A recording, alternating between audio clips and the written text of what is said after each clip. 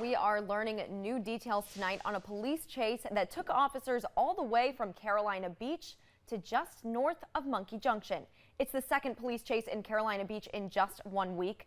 Police have released a timeline of the chase tonight, which ended with one man in jail. Carolina Beach police say they pulled over Nasir Logan for speeding just south of the Carolina Beach boardwalk. But it then turned into a narcotics investigation. That's when they say Logan drove off.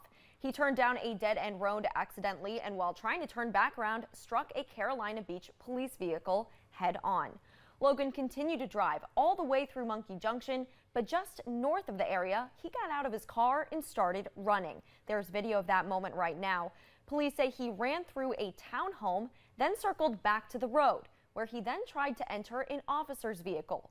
Witnesses say they saw police tackle him to the ground, and he was then taken into custody. Logan is charged with assault with a deadly weapon on a government official, speeding to avoid arrest, and reckless driving. According to the New Hanover County jail booking site, he sits in jail tonight under a $55,000 bond.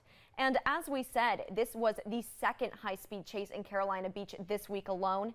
This is video from a confrontation in Carolina Beach on Monday, taken right before a driver led police officers on that chase.